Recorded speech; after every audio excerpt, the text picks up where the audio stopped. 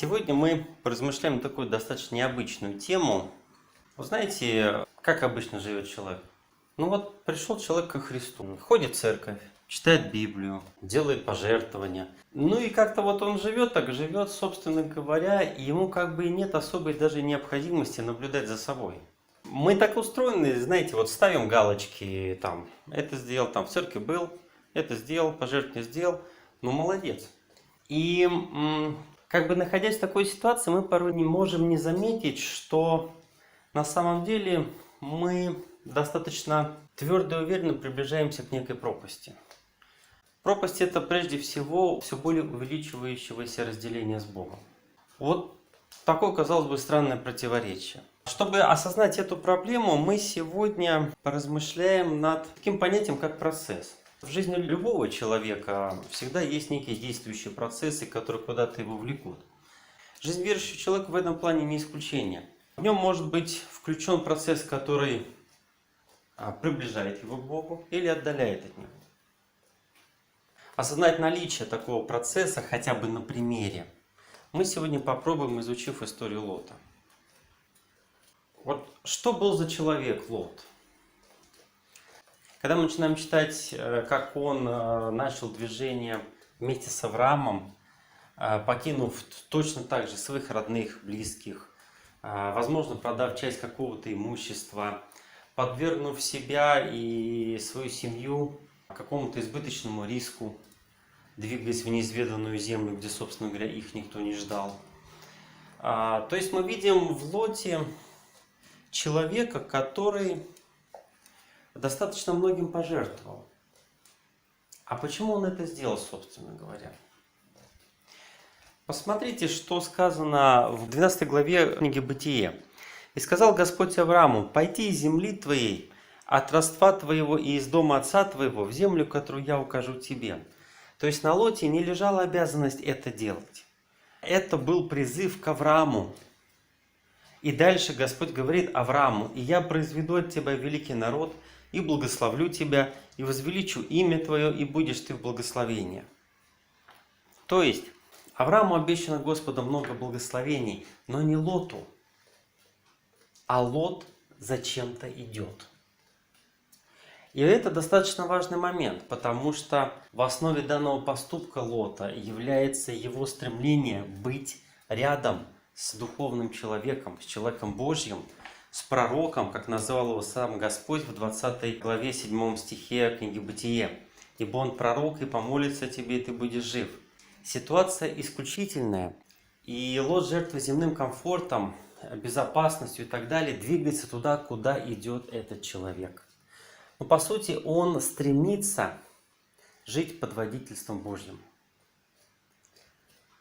Поэтому, когда мы размышляем о Лоте, для нас это очень хороший пример, поскольку мы в какой-то степени, скажем так, можем на него ориентироваться. В какой степени? В том смысле, что и он, верующий человек, подобно нам, но порой даже более, чем многие из нас, поскольку он многим пожертвовал для того, чтобы идти за рукой Божью, для того, чтобы идти за человеком Божьим.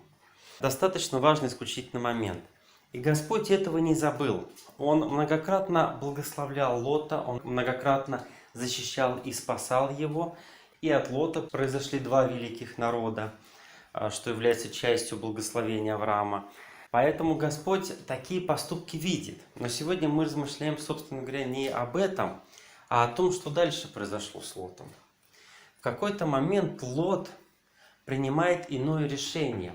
Данное иное решение получилось как бы верхушка айсберга, которая открывает, что где-то в глубине сердца есть нечто очень сильное и серьезное, что позволило этому решению появиться.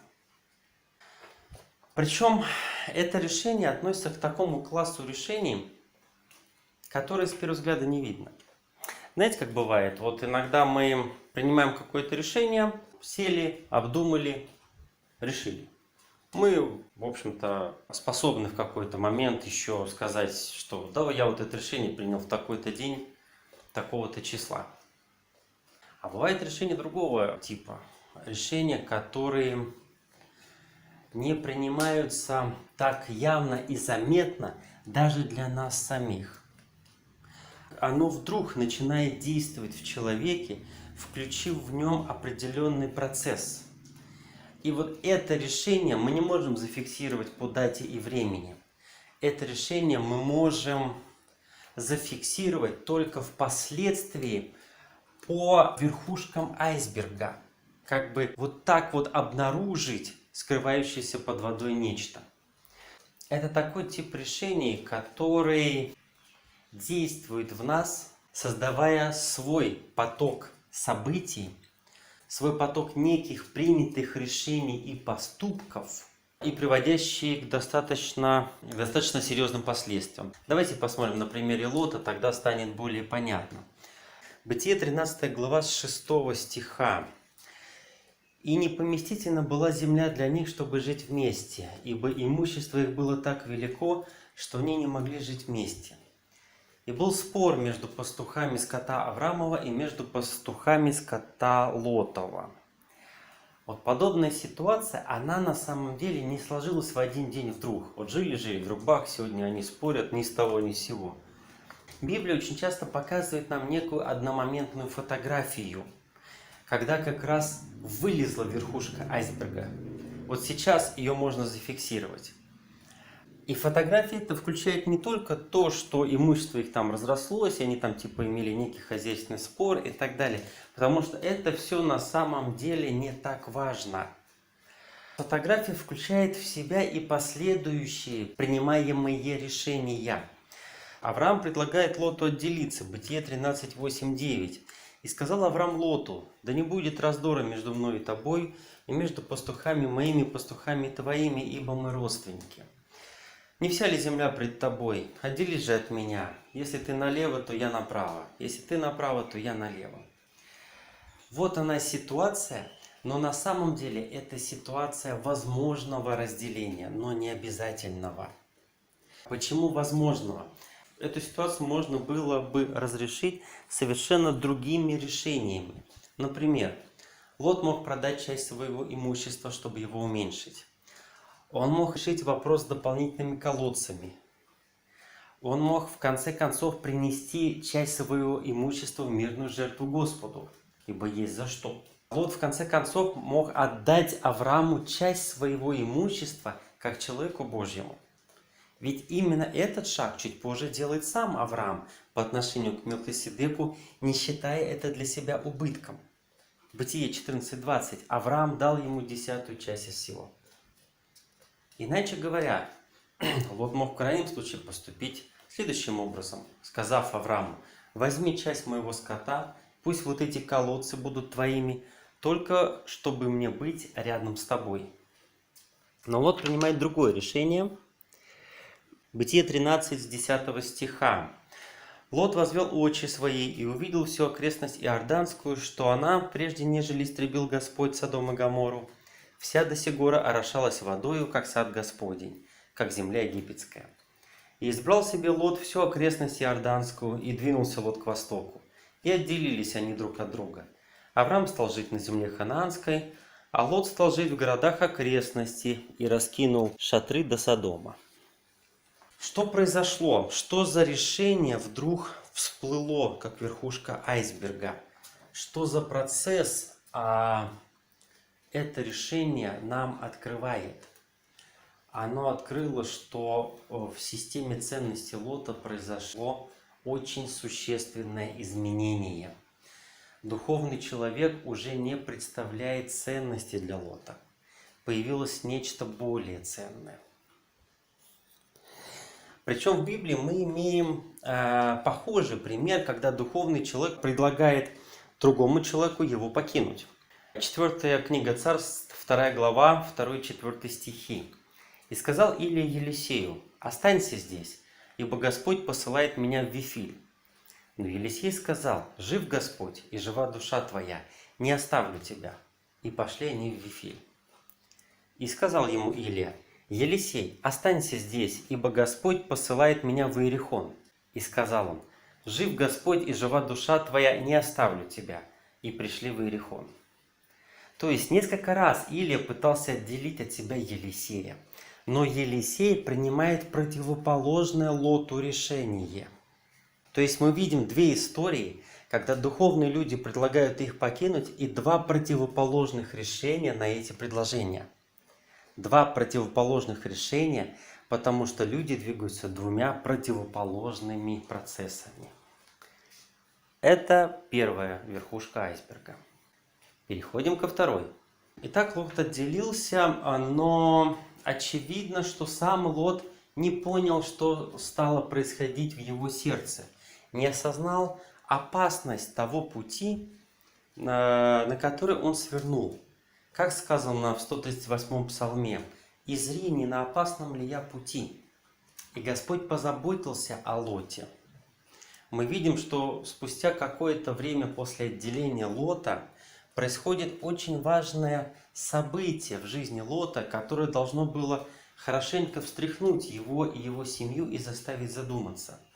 Бытие 14 глава, 11-12 стихи. «Победители взяли все имущество Содома и Гоморры и весь запас их и ушли.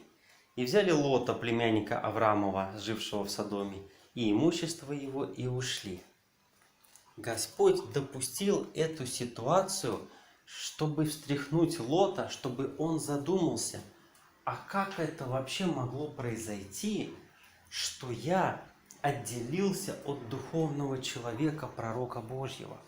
А как это вообще могло произойти, что я поселился в таком месте, которое вообще впоследствии будет предназначено даже для уничтожения рукой Божьей? Что это вообще за ситуация? Почему я вдруг начал так себя вести? Но почему я вдруг стал принимать такие решения? Вот эта сложившаяся ситуация была предназначена для того, чтобы как бы отрезвить Лота, чтобы включить в нем мыслительный процесс, чтобы он увидел руку Божью и задумался. Итак, духовная ситуация стала видна. Это момент, как я сказал, для размышления и принятия решений. Результат этого размышления, он очевиден. Нужно покидать Содом и Гоморру. Но, как мы с вами знаем, Лот проигнорировал данную руку Божью, не переосмыслил то положение, в котором он находился, и как результат не принял соответствующего решения. Ведь если бы после этой истории с пленением Лот раскаялся бы в своей ошибке отделения от пророка Божьего, это уберегло бы его от многих бед, которые затем обрушились на его голову. Его жена не превратилась бы в соляной столб. Его огромное имущество не было бы потеряно, уничтожено огнем там и так далее. Его слуги оставались бы с ними. Ну и, наконец, его дочери нормально бы вышли замуж и по-человечески нормально родили бы ему внуков. Поэтому потери от невнимания руки Божьей были огромны. Но вот наступил момент для того, чтобы бежать из Содома и Гоморры. Куда? Вот куда же бежать Лоту?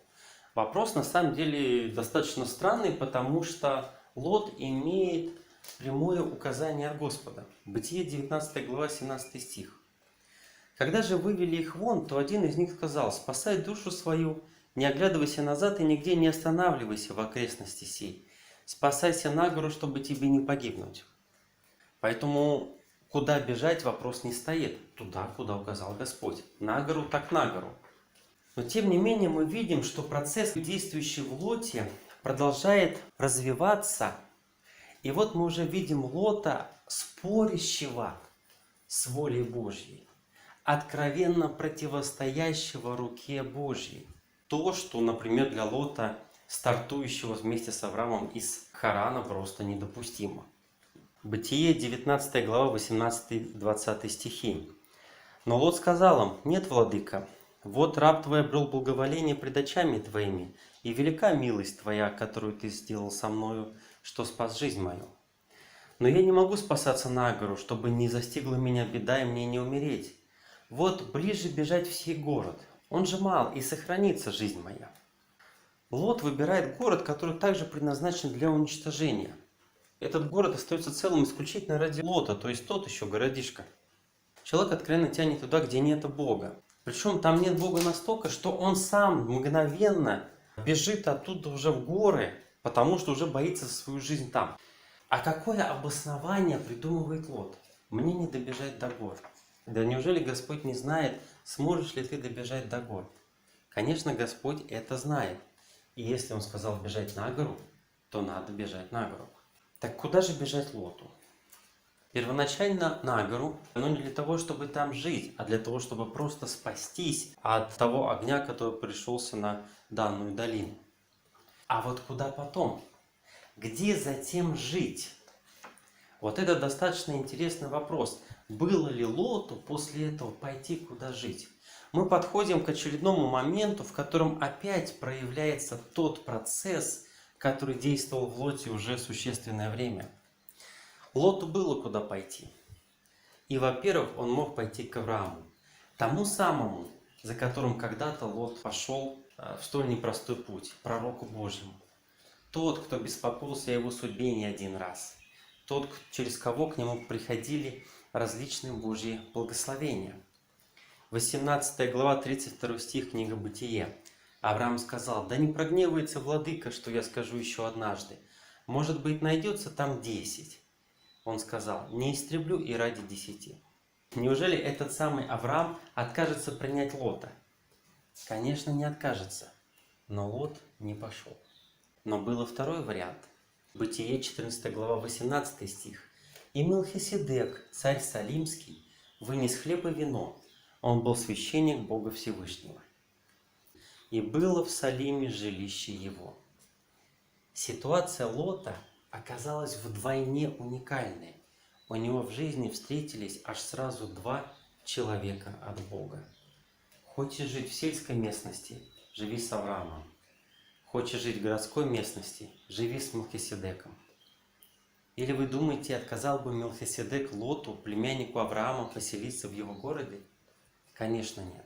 Но оба варианта для Лота опять непривлекательны.